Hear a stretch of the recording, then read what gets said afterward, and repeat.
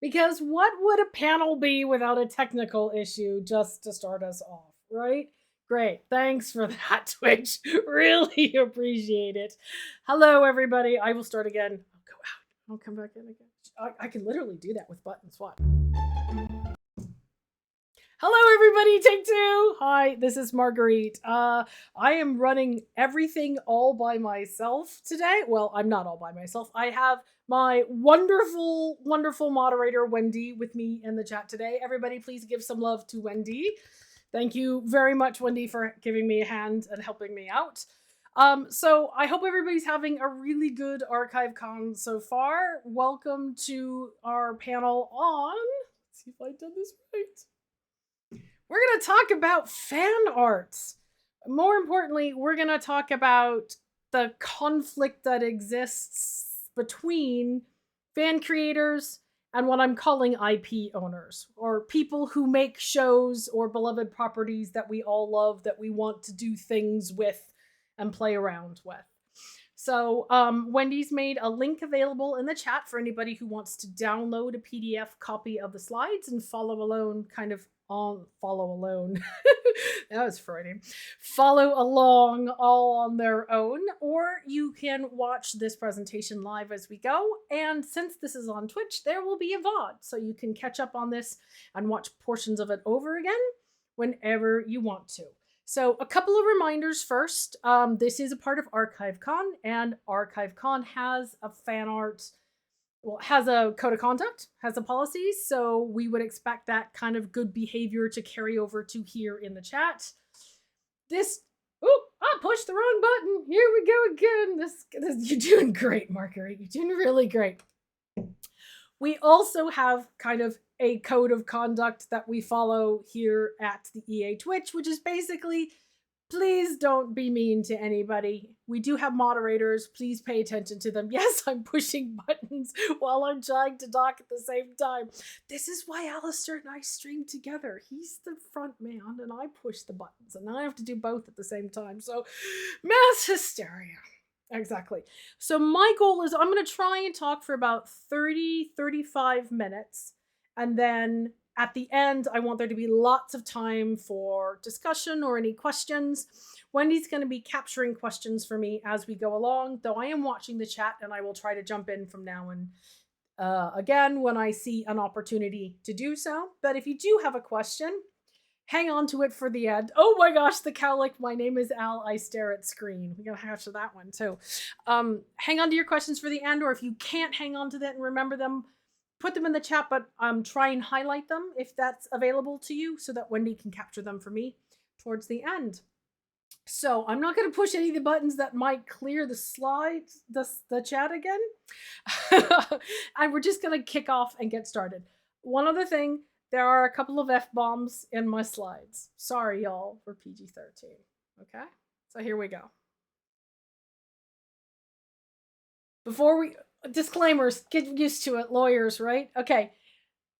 I am a lawyer, I'm not your lawyer. So please keep in mind that I'm going to be talking about generalities, but if you need some help with some specifics, you should probably get some help with some specifics, which is a fancy way of saying, please don't sue me if you rely on any of this advice and get yourself into trouble. You should probably not do that with anybody you follow on the internet, just in general. Find yourself a lawyer who works for cookies. I like cookies. So let's talk about a pretty typical scenario in the fan art community, right? Okay. Enter wildly popular show. Doesn't matter what format, TV, movie, podcast, doesn't matter what it is. It has beloved characters, locations, and storylines. It becomes popular, and there's a huge explosion in fan art in all the places you would expect to see fan art. AO3, Tumblr, fan discords pop up, merchandise is being sold as Etsy. The usual. Something goes wrong. Things get spicy. Something risque is done. The creators of the show maybe go, kind of wish you hadn't done that. At some point, some kind of communication will happen. Some statement will be made.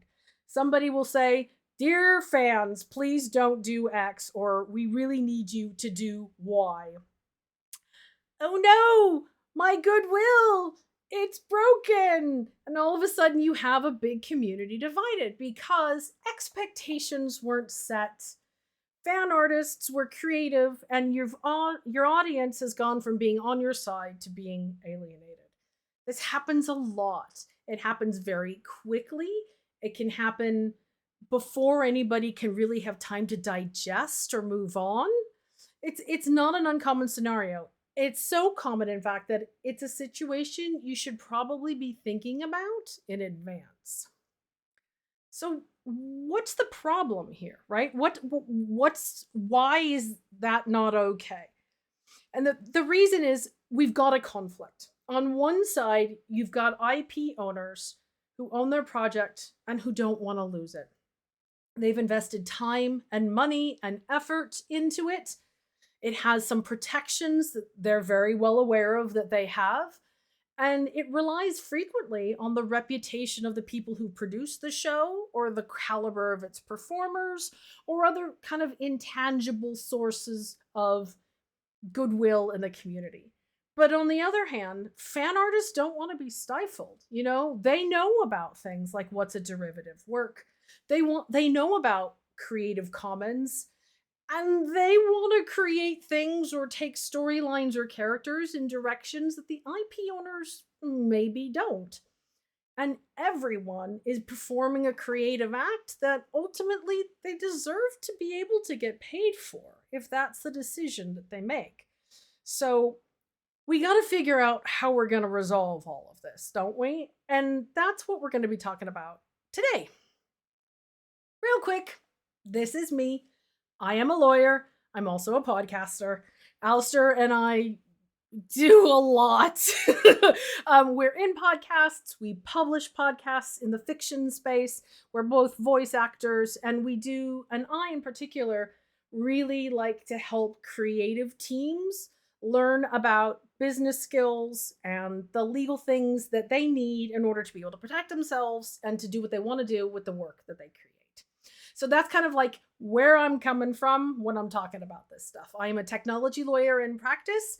I do a lot with privacy, and I do a lot with contracts and intellectual property. And speaking of intellectual property, let's get into a little bit of the basics, all right? Let's talk about what it is. According to the law, there are 3 kinds of stuff. There's what we call real property, which is the ground, land, things attached to land that can't move. There's what we call personal property, which is anything you can physically kind of take and move. Your phone, your laptop, my water bottle, it's all physical property. The third kind of property is called intellectual property. It's intangible. It isn't a thing, but it's something that the law has decided deserves to be protected like it's a thing. And they're called intellectual property because these tend to be creations of the mind. We call them works. That's the term you'll see used a lot. And works is a really broad category. It can be everything from a photograph to a drawing to writing to transcription to translations to physical works like, sculptures. Almost anything creatively that you can think of is probably a work in some kind. And the rights that work have is called ownership. And it's a whole bundle of stuff. Like, take a whole bunch of pens and hang on to them. I see a question in the chat, and it's a really good one, so I'm going to jump in on that. Is this US-centric, UK-centric, or general principles? So we're going to talk about general principles here today. US, UK/European IP rights are pretty consolidated. There's one big exception as far as the law is concerned between the two of them. It's a concept called fair use. We're not going to talk about it today, but we're taking a pretty broad Western world approach. Even the Eastern world, China, Japan, etc., have pretty similar principles about ownership, but we're not going to get into the nuts and bolts about registered rights and patents and all that good stuff. We're concerned primarily about what I call the copyright onion, which is that when you perform a work, a creation like a podcast or a television show, has lots of different rights for lots of different pieces all layered on top of each other. Think Donkey and Shrek, right? Life is like an onion.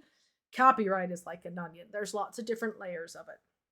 And the reason we're concerned about that is what you derive and what you do depends on kind of what layer in the onion you're in. So I'm just going to skip right into the podcast episode example. There's a lot of stuff that goes into a podcast that can be copyrightable, protectable, a work that has ownership rights. It can be the text, it can be the logo of the show, it can be the sound effects, it could be the music, it can be the recording of a person's voice, it can be the compilation of that thing all mixed together into one sound file. Those are all examples of types of works. Now, when we talk about works and we talk about that bundle of rights is what you can do with a work. Remember, we're talking about property, i.e., this is something that the law says you own. You get to decide what you want to do with it. And one of the things that the ownership bundle gives you is the right to publish, i.e., make it available to the public. That's the big one we're all concerned about. You get to decide, yes, I want you to have this, or no, I don't want you to have this. Other things you get to do with those rights is you get to treat them like property. I can sell them. I can buy them. I can mortgage them. I can rent them. I can do lots of different things with the property status of the work that I have. So there's different types of... So we've talked about the copyright onion. We've talked about how there are different works that can make up what we would think of as an episode of a podcast. But not all rights are protected equally. So like some things that are in a podcast are definitely going to be protected. We've talked about it. Anything that's a copyright, a text, a photo. But there are some things that might kind of be protected in some ways. A character. Now, a character isn't just their name, their physical description, a description of their characteristics, the way they act, the way they speak. It's more than just a thing that is done. It's a bigger concept. So maybe they're protectable. Think about like locations, like in movies, or like an organization that's invented inside of a podcast episode. It's more than just its name, right? It's a little nebulous about what about that is unique and therefore protectable. And then there are things that exist in a work or a podcast episode, which is the example we're using, which aren't really protectable, like the scenario that somebody goes through, like the plot of an episode, like the concept of faster than light travel. IP law protects creations. It doesn't protect ideas. And that's where we get into a lot of conflict. So what are the pressures here? What are the things that drive an IP owner or a fan artist, right? Well, the pressures of an IP owner are the value of the thing that they've made, the thing that they can make money off of, theoretically, because people make money off these things sometimes, is in intellectual property. It's in that intangible thing that they say, this is ours, this is our unique thing. And then there's something called the Netflix mentality, right? So most of the people who are going to be in this presentation here watching today are working in the independent creator space, right? So we're little tiny companies making little tiny, although maybe wildly successful podcasts. But ultimately, maybe the goal of those creators is to sell that thing to a bigger fish in a bigger pond. The Netflix mentality. You develop something to be bought by a bigger studio or produced by a Hollywood, production company. One of the pressures that's on IP owners when they create these shows is that they have that in the back of their mind. And those places, Netflix, Disney, Apple TV, they require certain things to buy a show And a lot of that has to do with what rights they have and haven't used or given away, which is in the back of the owner's minds when they're thinking about how they're going to navigate all of this. The other thing that's huge to an intellectual property owner is their reputation. Do you trust this creative team to do this project because they did some other project that was well regarded? Do you trust this particular performer and want to follow their performance regardless of what team they go into? That's a reputation is a kind of nebulous concept. But again, it wraps into that idea of goodwill. You trust, you believe, you have faith in these creators or performers or a fan base of those creators and performers. That's money. That's value. That's something that's important to the IP owners. So they're thinking about it when they want to protect it. One of the other pressures they have is they need to grow an audience. We all know that that's the trick in the podcast market.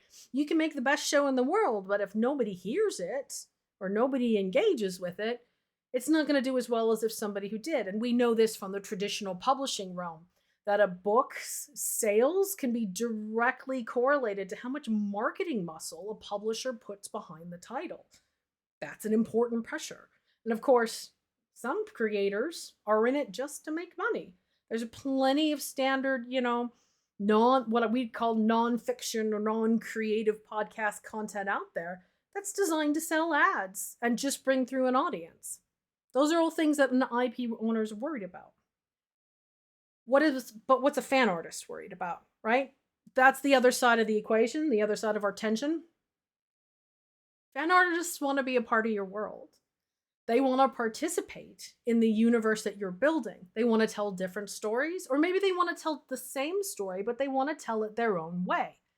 And they're savvy. They understand that there are some things that they can do with some concepts of an established world that's okay, and there's maybe some that they might not necessarily be okay with. But they also know that there's all these different ways that they can accomplish that. There's what we call derivative works, which is where you take a piece of something that already exists and you do something with it. You all know derivative works. It's mentioned in the Creative Commons license. That's what it is. You take a work and you do something based on a previous work. There's also what's called transformative works, which is where you use something from a previous work, but you change its intent, its purpose, the way it's expressed. A great example is you adapt a podcast into a stage play, or you take a stage play and you create a podcast off of it. You're transforming the art form. TikTok is my favorite transformative artwork because it takes frequently audio or concepts or memes and it turns them into all new content readily available for us to flick through for hours before we go to bed at night. What else do fan artists like? Art is a free form. Creation for creation's sake is a valid driver for an artist of any stripe, let alone a fan artist. And fan artists have access to the internet. And we all know that you can do basically anything you want on the internet, right? So why would a fan artist feel compelled not to take advantage of that level of freedom? And fan artists also are in it for the money. A lot of fan artists make parts of their, if not their entire livelihoods on derivative works, capturing memes, making the right t-shirt at the right time. Similar driver, but, different group of people. So how do I resolve this, right? Are these two things diametrically opposed? Are IP owners and fan artists just never going to see eye to eye? You've seen, look, some of those elements are the same. People want to make money. People want to participate in the creation of culture. There's no one right way to solve this, but there's a couple of good, principles, best practices that you can keep in mind when you're doing this. Communicate. Talk. Keep talking until you're clear. And the second one is assume good faith. Assume that everyone is trying to do the best, even unless you have proof otherwise, bluntly. There are lots of factors that go into the gap between what would be best to do and what actually gets done. But if you come in it from the assumption that everybody's trying to do the right thing, you're probably going to have a much more productive conversation, unless you have evidence to the contrary. And we'll talk about evidence to the contrary. So the next section of this, we're going to talk about what IP owners kind of should do and what fan artists should and shouldn't do, and IP owners shouldn't do as well. And again, I'm trying to make this to be really helpful and kind of practical for everybody. We could spend forever talking about the nuances of the law, but here's the secret. Okay, it's not even a secret. If you start exerting the law, you're not going to get anything done. You're going to take up your time and you're going to take up your money. Litigators, lawyers like myself will tell you, if it gets to the stage where there's a formal sort of resolution required, be that a mediation or a trial, everybody's lost. Because you've lost all sorts of control about how you can and can't proceed. So think about what's really important here is to think about what's important to you and what the other side is kind of expecting out of you, and seeing how close you can get to that middle position. So here's some things that IP owners, like if you're the creator of the podcast, here's some things that you should consider doing. Again, assume everybody's trying to do the right thing and talk until you're blue in the face. One of the worst things you can do in a situation like this is clam up. Now, you might not be able to talk fast. This stuff can take time. If you want to frame a good communication, it's probably best that you're not dashing it off in 20 minutes after you've read something that's upset you. It's okay for a communication to take a little bit of time. But what's a little bit of time? Is that a week? Is that 2 months? Depends on what it is.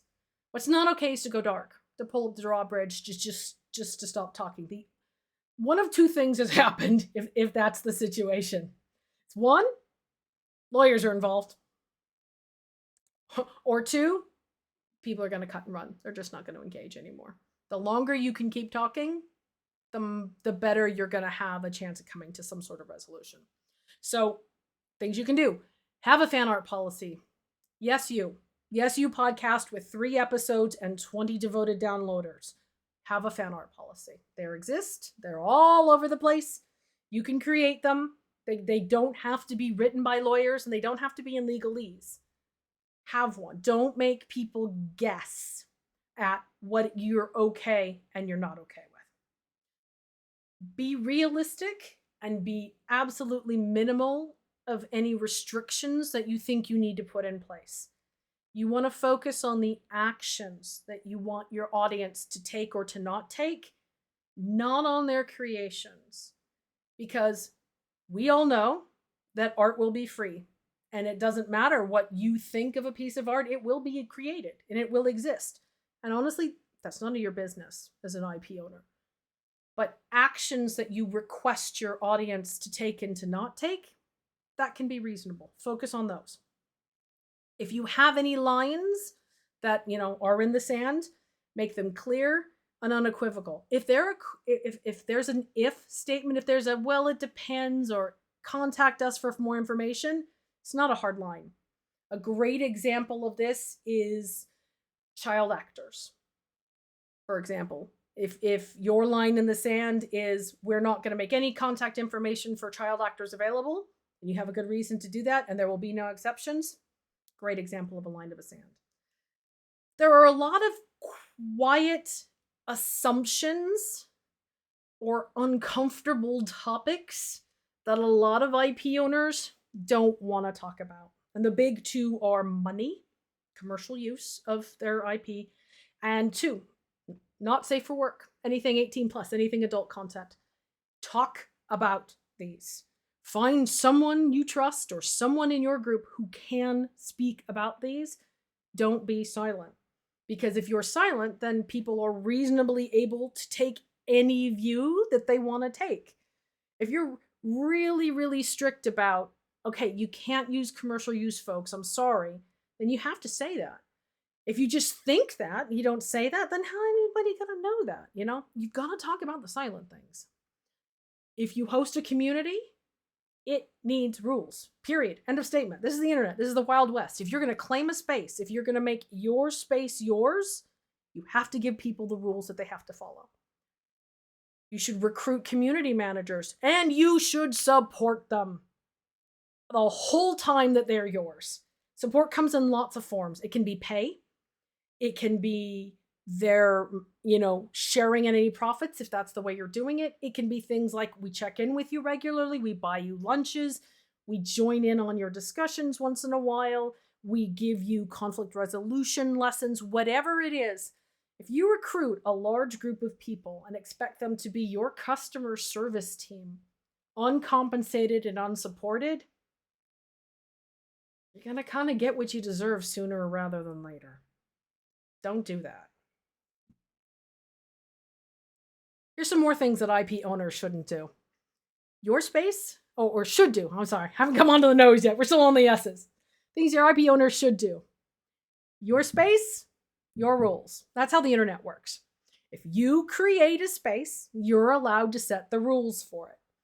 If your rule is, we don't want any 18 plus content in our Discord, I've yet to meet the fan community that has a problem with that. Because you've set your rule and your expectation and you're enforcing it consistently. Fine. We'll talk about what happens when you do the opposite, when you try to set the rules on somebody else's space. Short answer, it doesn't go well.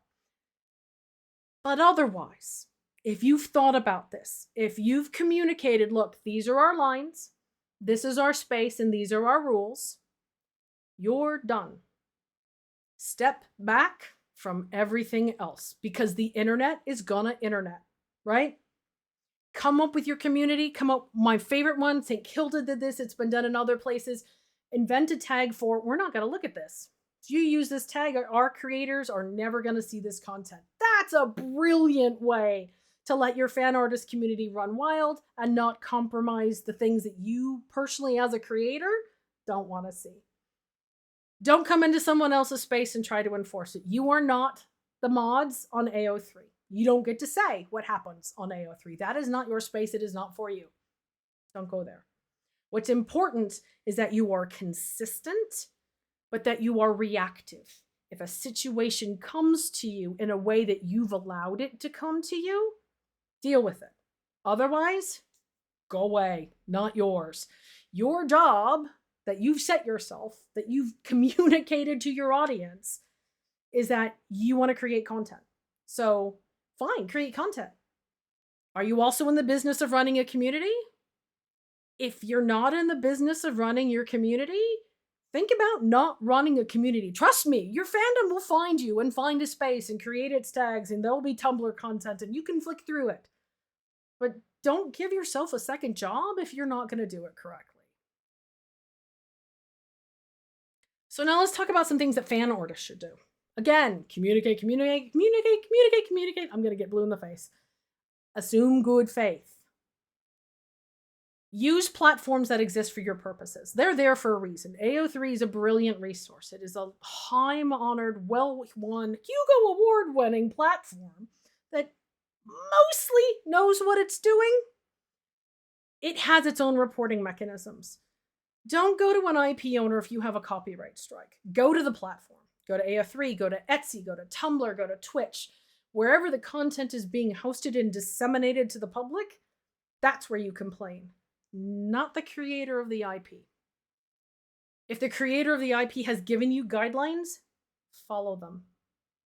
Even if you don't agree with them, even if they're not what you think they should be doing, they're in the driver's seat. They get to decide where their lines are and where they're not. And then you get to decide how you're going to treat them. If they're silent about those important things, ask about those important things. Money, not safe for work, Those are things that are important enough you don't want to be ambiguous about. And keep in mind, your space, your rules applies to you too. If you don't like the community that an IP owner has created, you don't have to be there. Go make your own. Fan discords are a thing, so I hear. Go make your own. But always be careful about that parasocial line, right? You want to focus on characters, not performers. There are some of those spaces where we, as fans, as a fan community, have decided the default is no. And that's one of them. When you start talking about people and not performers, RFP, or what's it called? RPF, real person fic, everybody gets uncomfortable, I think. So here's some other things to think about. If your IP owner that you want, the sandbox you want to play in, doesn't have guidelines, here's some that you can kind of assume everybody agrees with. Use a disclaimer. Put a little statement on your fan art page, in your Tumblr posts, in your Etsy store, whatever it is, that says, I know that this IP of this creator is theirs. I'm not trying to take it. This other thing here, that's mine. That I'm going to do what I want with. Fine. Most really good fan art policies will have one for you. Use it.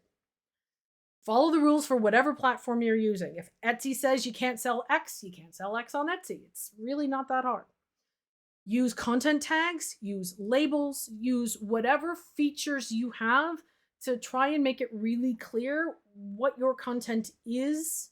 Don't make people guess. We all know how much trouble you get into. You were all much savvier at this than I was at your age about, not on main and having dedicated accounts. That's good practice. Think before you tag an IP owner or a performer. Think about what you know about whether or not that person welcomes that content or actively dislikes that kind of content. There's no hard and fast rule there, but think about it before you do it. And know what your personal tolerance for risk is. You might be, we know that smash and grab IP projects exist, and I don't want to moralize. There are people who make, bluntly, good money making knockoff creations of a popular meme. They throw up a store, they try to sell as many products as they can, they get spotted on somebody's radar, they take it down and they run. You can feel however you want to feel about that, but it's a proven business model. It exists. Those are people who have a very high tolerance for risk. Know what your tolerance for risk is. If the thought of putting a piece of art up there keeps you up at night, if somebody created with the project found it, have you done everything you can? Like, have you used the do not look tags? Is it behind a gate? Anything like that. If that's still not enough to make you comfortable, maybe it's not something you want to share in a public place.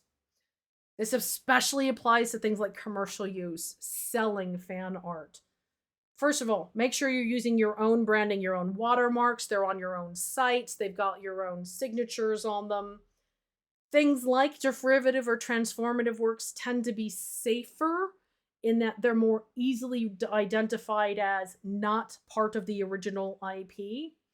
And another really good common thing in a fan art policy, or just, best practice, is only make limited quantities or only make it available for a limited period of time. People tend to be more comfortable with that because you're putting boundaries on the amount of commercial benefit that you're going to get about it. And remember, it's not always that the IP owners don't want you to make money. That's not what's going on here. But the IP owners may know that Netflix is calling, and if Netflix buys their show, they're going to have to put a kibosh on everything because that's Netflix. Keep in mind, there's a lot of different bargaining positions here. So let's talk about what not to do, right? Here's some of the red buttons, the ways that people don't think and make mistakes. If you assume somebody's doing something to screw you over, you're hamstringing yourself. You're not going to have an honest and open conversation because you've already made a decision, a moral decision about the actions that person has taken. Don't do it. Don't make unrealistic or unenforceable restrictions. Do not tell a fan community they can't draw porn. That's stupid. Everybody knows they're going to drive porn. But what you can say is, we don't want to see it. We don't want it posted in our space. That's valid. But don't tell people they can't create it because you just look like an idiot. People are going to make it, right? Don't try to regulate the internet. You're not the mods of AO3. Don't go into other people's spaces and make comments about your ownership of their art. That doesn't work. Don't make legal claims without legal advice. making legal claims against other people can in fact be a legal claim for the other person to make back to you. Don't do that. This is what the internet is for porn, Pezzy. This is what lawyers are for. Talk to somebody if you're going to try and do that. Don't be disrespectful, abusive, condemning, or antagonistic. I don't care if you don't like the art that fan artists are making about your IP. That's none of your business. These are your fans. This is your audience. Just be really careful about don't say anything. This is a situation where it's fine to not say anything. Unless, big number one, unless. If you get bigots and fascists, fuck bigots and fascists, okay? That is your responsibility to get in there and start helping clean up. But keep in mind the flip side of this. We have seen how those mechanisms for enforcement have been weaponized. You get DDoS attacks in AN3 accounts. They're especially weaponized against marginalized communities. You have to be aware of that and keep an eye on that. And don't leave your community moderators, your performers, and your crew unsupported. If they're dealing with a sticky situation, if they're receiving uncomfortable advances from a fan, you probably should offer to get involved, if nothing else, to support that performer and your business professional relationship that you have with that person. Don't leave them out to hang, especially not your community moderators. So here's some things that fan artists shouldn't do. Again, assuming bad faith. Just because it takes somebody 2 weeks to come back to you doesn't mean they're not going to come back to you. I know this is the internet. I know we are accustomed to instantaneous communication and we want an answer and we want it now. But we're talking about reputation. We're talking about the internet doesn't forget. You get it wrong, it can ruin a company. And sometimes coming up with the right way of responding is very much important, even if that takes longer than everybody would like. If somebody says don't do something in their policy, don't do it. I know you may want to. I know you may really want to. If you really, really, really have to do it, then do it, but only share it with your friends. Don't post it publicly. If you start crossing boundaries, you lose the moral high ground, bluntly. You have a much weaker position to argue from. Again, don't make legal claims. As far as I know, I'm the only lawyer in this chat. Don't make legal claims. Not unless you've talked to a lawyer, because 1, you can sound stupid. 2, it's very easy to be wrong. And 3, you're going to set yourself up for not only being ignored, but you might have actions against you just because of that, on top of anything else you may have done. Don't try to claim somebody else's IP is yours. This cuts both ways. Don't try to regulate somebody else's space. The exact same things. There's a lot of commonalities here. Fuck fascists and bigots. Don't let them into your spaces. Get them out. So there's some universal things here as well that affects both IP owners and fan artists. There are scam artists. There are bad actors. There are people who want to come in these spaces purely for the purpose of stirring up crap. We all know they exist. That's a universal situation that both sides have to deal with. Podcasts are a global phenomenon. They're a global audience, which means there's gonna be conflicting legal positions on where 2 entirely different members of your audience are based. Don't get into that. As much as you're able to, step away from it. Be aware that concern trolling and abuse reporting can easily be weaponized. You may have vulnerable populations in your performers, in your crew, or in your audience that need to be safeguarded. Keep that in mind. And I'm not talking necessarily about things like identity, but I'm talking about things like safeguarding from a legal perspective, like children. Just be aware of the age, audience, and the content ratings for your particular type of content. I could talk for a whole nother hour about data privacy and protection. Short answer, don't dox people. I don't care how mad you are. Do not put their email address on the internet. Don't let anybody see you do it, because you're doxing. It doesn't matter. You're done. You've lost the moral high ground. You're wrong. Be aware that one person may wear different hats in a scenario. And Harry was played adorably. Exactly the scenario I'm thinking of. somebody might be the owner of a company, but they might be speaking from the position of a performer or of an audience member. And those rules may change and keep changing. Communicate, communicate, communicate. Talk about what frame of reference you're using whenever it is you're making a statement. And try to do that as much as possible. So that's everything I was going to talk about. 42 minutes, not too bad, just a little tiny bit long. So I'm pretty proud of myself. So this is the time where people are going to start asking questions. So make sure to highlight them in the chat in Twitch here with me if you can. Just a quick reminder though, I'm not your lawyer. I'm just a lawyer. So I'm happy to talk as much about generalities as I can, but I can't answer your specific question. Okay? Okay. Hang on a second. There we go. And now I'm going to try and ask questions. But first, okay, I have to show you one other thing. I'm sorry.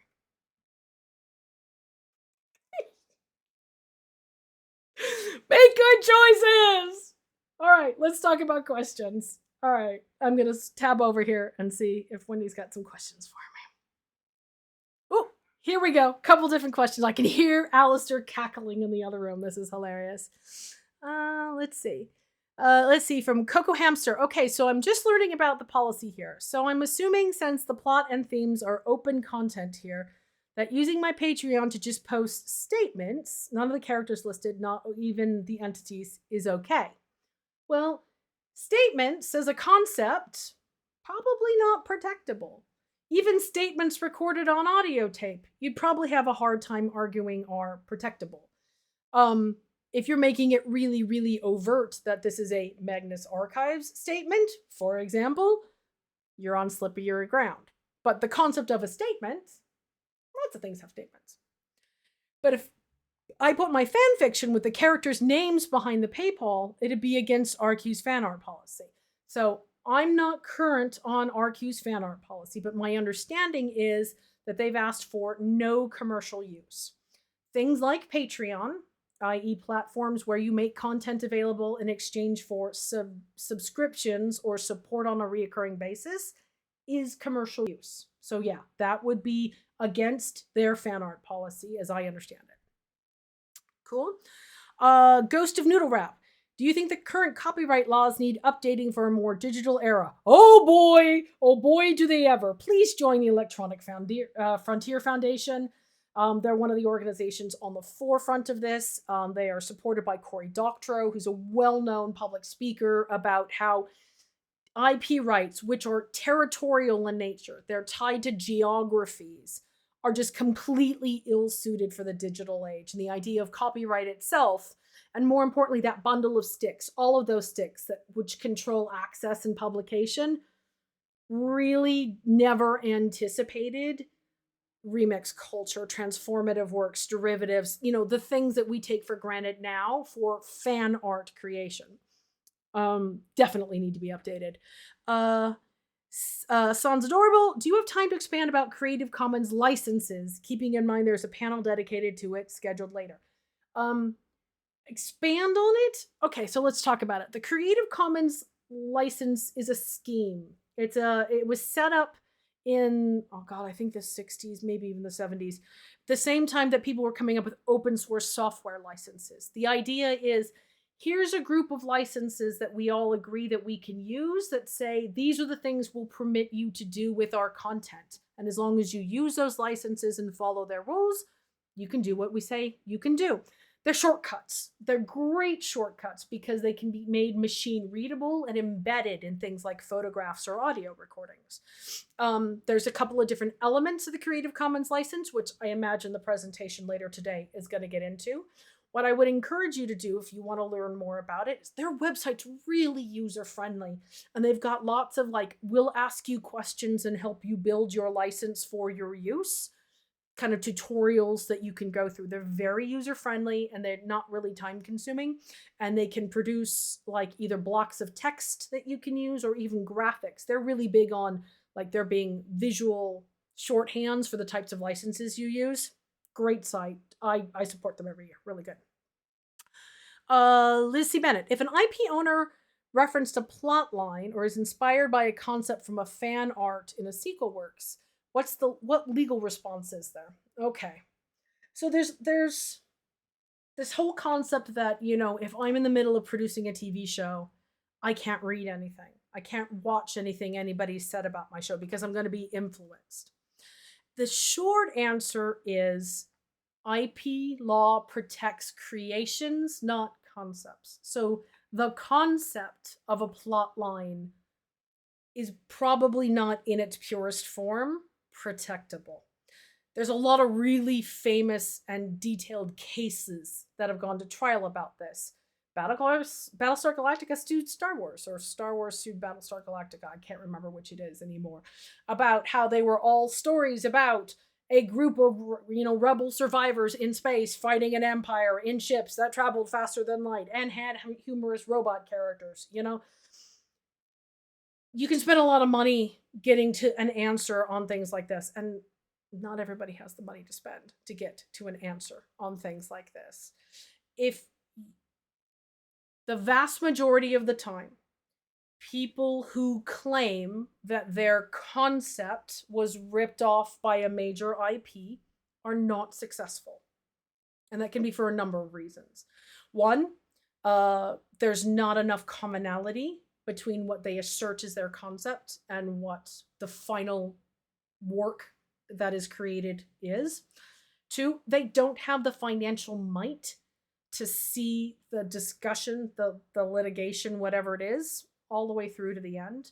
Or three, unfortunately, a lot of times they're lying. They're in it for money. They will make false assertions in the hopes up front that the deep pockets of an IP owner will pay them to go away. That's one of the realities of the situation. Is anytime you have money involved, there will be predation. There will be bad actors. There will be cons.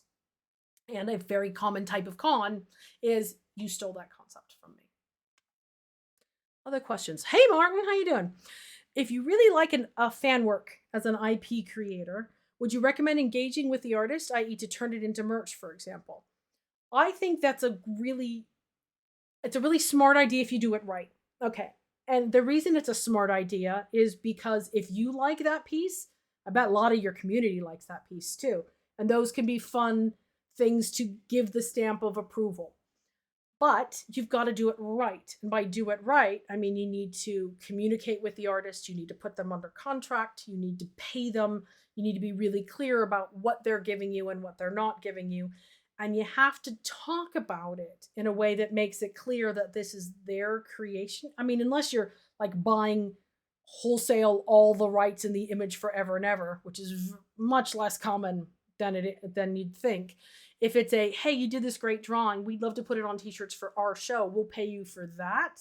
You got to be careful that you're not trying to communicate to your collective audience together that that's mine, because it's not yours, it's theirs. You've just put the stamp of approval on it, and they've made some money for you getting to sell it with your stamp of approval on it. There's a lot of different, going back to that onion, you got to be really clear about how you're going to communicate about it, who's getting paid, and for what they're getting paid, and what's not being paid for, so that everybody knows what they can and can't do from that point on.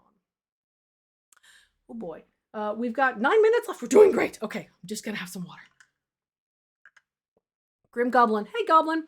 Any advice how to navigate the line between a fan work and an original work? I assume there's more to turning your fic into a commercial original story than changing all the names. You'd think so. I can think of at least one pretty famous example of a Star Trek fanfic with the serial numbers filed off that won a Hugo. A lot of the line between fan work and original IP has to do with power. It has to do with how much power the original IP owner can assert over the derivative work. It has to do with who the fan artist is. If they're a well-established author with millions of books sold under their name, they can probably get away with selling a filed serial numbers piece of fan art because the people who are going to back them, the publishing company, know that they're going to sell a lot of copies. and that the likelihood, I mean, it's the old thing about a bean counter. What's your tolerance for risk? If you're backed by a big five publishing company and they say, if you get sued, we'll settle, it's worth it to us to sell 1 million copies of that book, you're probably going to get away with it. If you're a little tiny indie creator and you're selling, for example, pornographic Valkyrie and Thor, new Thor, Jane Thor, fan art on Etsy, and Disney says, rate your chances, you're not going anywhere with that, they're going to take you down. Think about the power. And the other thing I would say is anytime you are a fan creator and you love an original work, and especially if it's an indie original work, ask. Permission is really, really powerful.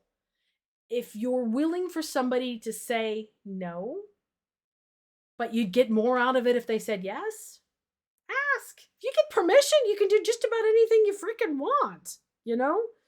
And if not, it becomes a matter of, well, how far down have you filed the serial numbers off the thing, right? Is it a gay couple in an archive retrieval facility in a major suburban area who take statements on audio tape? Keep filing. You know, you probably haven't gone far enough to make it indistinguishable. And I mean, putting my editor hat on for a second, have you challenged yourself creatively to take it in a direction that is yours? Or is your intent to file the serial numbers off? Those things can matter when you start getting into that kind of an in-depth level of discussion. Sounds adorable. Another question. So my local library has an actual professional published book called The Hamburger Games in its shelf. That is just absolutely open parody of the Hunger Games. I'm not surprised. How did that work? Parodies can be commercialized. Oh, absolutely. Here's that thing I said we weren't going to talk a little bit too much about, but I got 6 minutes left, so we're going to talk about it. It's called fair use. So there is this concept unique to American intellectual property law called fair use. Fair use is a little broader. We have a version of it in the UK and in Europe, but in the US, it's the broadest. And it says, we as a society, i.e. laws, have said that there are certain things you can do with somebody's intellectual property that we as a society have decided are important enough that they can push the boundaries of intellectual property rights. Parody is one of those things in the US. Saturday Night Live lives and dies on fair use parody. That's how that whole art form got created, is the idea that we're going to put an actor who looks enough like a politician in a role and speaks enough like that person and put them through a similar enough situation. Weird Al Yankovic is another excellent example. Parody, commentary, political satire. These are things that as a society we protect that push the boundaries of intellectual property, right? That is almost insurably how the Hamburger Games book got invented. Is somebody's made a satirical argument to a publisher who is willing to take the risk to publish that book. That's how that came into being. Fair use is extremely relevant. Okay, let's do a little bit of myth busting here. And I will ask this in the chat because I've got 4 minutes left. How long of a sound clip can you use from someone's song in your podcast and claim it's fair use? How much are you protected for? How much can you use? How much can you sample? I say I'm seeing 2 seconds, 3 seconds, 2 seconds, none at all from Grim Goblin, none, 6 seconds, getting a second, it's getting shorter and shorter. The short answer is none. And here's why. Sampling is not fair use. Sampling is not providing political, unless it is specifically providing political or satirical commentary. Sampling is commercial use. you are intending to use that sample in your thing to sell it. Don't do it. It's why all of that algorithmic detection now exists on YouTube and on Spotify and on Twitch here. It's the reason why all that's there is no minimum safe length. It does not exist. If your intention is commercial, I want to use this clip so I can sell this thing. No, fair use is not going to protect you. So don't do it. If the podcast is free, well, how is the podcast free? How is it that you create something that has absolutely no commercial intention? Keep in mind that here's an example. What if you want to sample something for a trailer? Is a trailer commercial use? Trailers are commercial use. Advertising is commercial use. Your ultimate intention is to sell products to make money. Your intention is not the fair use umbrella of political satire, social commentary. You're not speaking truth to power, then you're probably trying to sell something. As far as US IP law is concerned, you either speak truth to power or you're trying to sell something. So, short answer is, again, ask. There's nothing that says you can't email a rights holder and say, hello, I'm doing this student project. I would like to use these 3 seconds of this song. Is that okay, please? Best case scenario, they say yes. Most likely case scenario, you never hear from them again. And then, what's your tolerance for risk? Are you willing to take it down if you get caught? If you asked and they never responded? Worst case scenario, they say no. Then you're pretty much stuffed. You can't do anything about it. But ask. Permission trumps all. If you have an opportunity to ask, always ask. It can be hard, but find a friend who can help you ask. According to my clock, I've got maybe 60 seconds left. So if you don't mind, I'm going to quickly wrap this up and just say thank you everybody very much for joining me. I could probably talk for a full another hour about this if you let me. There's so many what ifs and scenarios that we can go through. It's amazing. So let's talk about the rest of ArchiveCon really quickly. In about an hour and a half, Alistair has a fan fiction writing. I don't know. He could write while he reads. If he can do anything, I don't know. He could probably pull that off. And then enjoy the rest of ArchiveCon. We'll have a couple panels for you tomorrow as well. Have a great rest of your time zone, and we'll see you later.